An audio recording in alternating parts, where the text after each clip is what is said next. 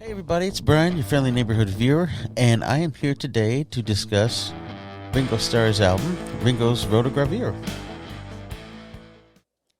Kind of like we'll just do a little album showcase first. The front cover of it. There we go. Back cover, which the back cover is really cool. This is from the entrance to Apple Studios. Apparently people would write graffiti and all that all over it, add to it as it went on the years, in honor of the Beatles. In fact, this really thinks, man, this is going to be a really cool album because this is really, Beatles related nostalgia and all that stuff. It's like, okay, cool. Like going back to, some hardcore songwriting and stuff like that. And maybe the other Beatles are going to show up and all that stuff, which partially happens, kind of. So anyway, that's really cool though. The album's really almost worth purchasing for that. That's kind of neat. But, and then it is a gatefold. So you get all the people played on it, including John Lennon. John Lennon down there. So it's kind of neat. But this is when Ringo, he left Apple Records and ended up signing with Atlantic Records, and Eric Martin was his producer. Eric Martin, who has produced a lot of records, including one of my favorites, Daryl Hall and John Oates' Abandoned Legend album. Just, again, seek that out right now if you can find it. Great album. It's got She's Gone on it, but the whole album's classic. But anyway, he's a fantastic producer. Always, very well acclaimed. So Ringo had a great contract because this is flying off his 1973 Ringo album, and then of course the Goodnight Vienna album. Both were tremendously huge successes, spawned several hit singles. Both of them featured the Beatles, John Lennon, Paul McCartney, George Harrison on them. Both produced by Richard Perry, produced a lot of great stuff. So he was riding high on that. Apple Records fell apart. He released the Blast from the Past compilation. Actually, which was the last Apple album release, if I'm not mistaken. And then he went and signed with Atlantic and went with Eric Martin and made this album. So there's a lot of expectation for this album. Okay, well, we'll just do this. All right, first of all the Beatles do make an appearance. John Lennon, Paul McCartney, and George Harrison, they do write songs in this album. Two of them are really good. One of them is a stinker, and it's really weird because it's John Lennon's. It sucks. But anyway, we'll start right off the bat with, we'll just go through the tracks a little bit. A Dose of Rock and Roll is the first song with Peter Frampton on guitar, which is fantastic, and it totally livens the song up. The song itself is, it's okay. It's kind of like a 50s kind of shuffle. It has a great middle eight, a pretty good chorus, but the beginning is kind of plodding. It's like, so it's an okay song. It's okay. Hey Baby, the next one, it's a remake of the old Bruce Channel hit, I think it was, and it's a good number. It was released as a single. It didn't do very well. I think it made the top 100, and that's about it. Dose of Rock and Roll, I think, hit the top 20 or top 30, something like that, thereabouts. But Hey Baby is a pretty good version of that song. Oddly enough, I actually like his version of Where Did Our Love Go on Bad Boy better than I do the Hey Baby on this. But anyway, there he goes. Then the next one, Pure Gold, that's actually Paul McCartney's song. And he appears, I think he appears on it too with Linda. But that's a really good number, a little ballad number that Ringo sings really well. It suits his key very well. Really good song, an underrated song. You don't hear people talk about that much. They mention 6 o'clock on Ringo because that's another great song that Paul McCartney always seems to do good songs for Ringo. And that's no exception. Pure Gold's a great song. And then Ringo's own country song, because again, it's a Ringo album. You have to have a country song on it. It's his forte. He loves that. But this is his own song called Crying. And Crying is a heck of a number. That's one of the best numbers he's written. Great country number. And a great vocal. Really nice song. Kudos to Ringo for that one. That's a heck of a song. Wish that was on Buku of Blues, but that's okay. It's really good here. It gives a little variety. And variety is one problem this album doesn't have because the production's a little bland. I'll get to that in a minute. But anyway. And then the last song is You Don't Know Me at All, which is a really nice pop number. Really good pop number. I think it was released as a single in Britain. Didn't do anything, of course. But second side begins with the John Lennon song Cooking, which it might be because of the production of this album, because I did say that Eric Martin is a great producer, and he is. But you have to understand, he's working with people who are artists of, I guess, their own originality, I suppose. Ringo was more of a down-to-earth kind of guy. He was, a drummer for a band. He really didn't, he had a very charming personality. He was very funny, kind of like, he always played like the clown in the movies, stuff like that. So he had a funny personality, but he really wasn't like take the reins as a music leader, and then this is where we're going to go, that kind of direction. He really didn't do that. So he lives and dies by his material, and he lives and dies by producer. Also, another problem too with this album is his slide into alcoholism was really getting evident on this album, to the point where he wasn't drumming as good, and it got worse and worse till he finally got help and got himself clean and sober, which he's been for a long time. God bless you, Ringo. But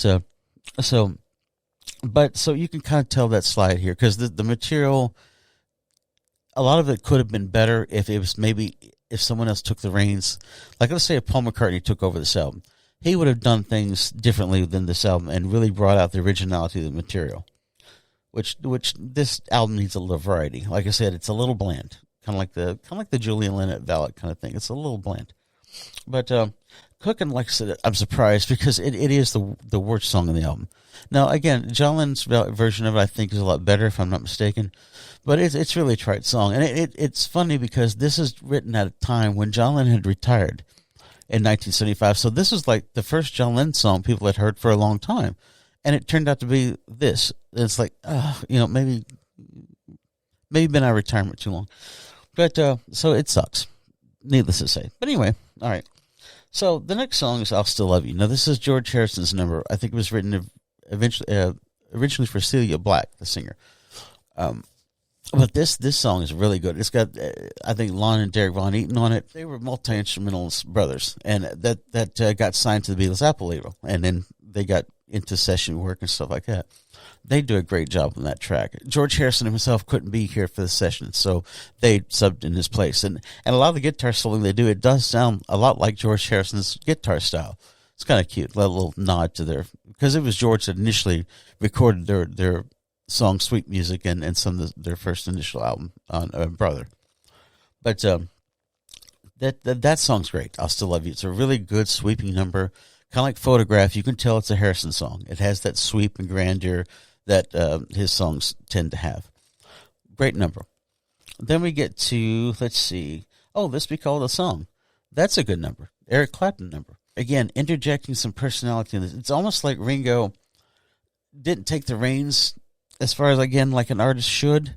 And so he's kind of at the mercy of his producer, and you could feel him kind of trying to get away from that bland production. I don't know if that's true or not. Maybe it might have been the other way around. I don't know. But it's almost like sometimes the songs are fighting the production to get their quirkiness out, their originality. But this one does do it. And it's one of the better songs in the album. It's a really good bluesy number that Ringo pulls off really well. And Eric Clapton's just great on it, of course. Los Brises, that's a neat little number. Now, you're talking about variety.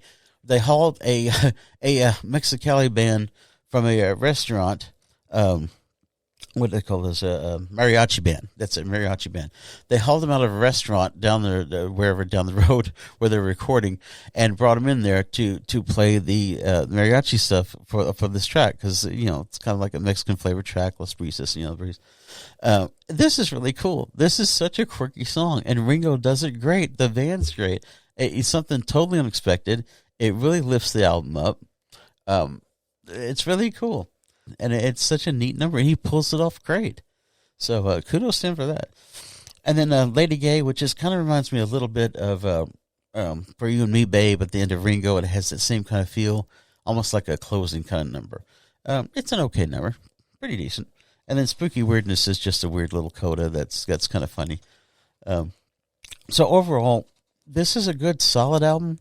Again, it's almost like they're fighting the production to get out of that bland syrup of a production that kind of bogs the album down a little bit. Again, I don't think it's Eric Martin's fault. I think he was just trying to make it cohere, because you are talking about, like 6-7 different songwriters and then different, all this going on. So when you have a cacophony of an album, to be able to put it together and make it gel. Now, Richard Perry could do that very well. His production style suited Ringo more than Eric Martin. I think if Richard Perry produced this, it would have been a heck of a lot better. And I think a lot of the songs, the real quality of the songs, would have come out more. As it is, some of the songs are good, some of them are great, but it's kind of hard to tell sometimes in that gel of production. This is one of those albums, though, the more you listen to it, the better it gets. So keep that in mind, too. But for me, I'd probably give it about a 3 out of 5. I can't exactly recommend it, but it's certainly solid. It's a great album. I mean, it's a good album with some great potential. Let me put it that way. But oddly enough, the two singles they pulled from it are two of the weaker songs. I mean, Hey Baby's okay, but Dose of Rock and Roll, except for the Peter Frampton really guitar solo, I think it's an okay song. But oh my goodness, they could have pulled so much from this album that's a lot better than those. But as it is, it's still Ringo pretty much in control, and his personality slips through, and you can, he always has fun making these albums, regardless. So, and the fun comes through on this. There's a lot of fun on this album. But anyway, so there it is. Not a bad album. It would get a little worse though. Although Bad Boy is a good solid album that would follow later. But anyway, Ringo's Rotogravure, pretty good album. Check it out if you're a Ringo fan. Certainly not one of the band's worst albums, and certainly probably not his best, but it's a good solid album. Anyway, hope you liked the review. Hope you liked the album showcase. Greatly appreciate it, guys. Check out my buddy David Darko's channel, because we do have a lot of fun with that one. But all the culture and weird stuff and political nonsense and these crazy politicians and all with it, you have to laugh at this nonsense, because it is nonsense. But really appreciate it. Like, subscribe, hit the buttons. Thanks a lot, guys. Be good to each other. Take care.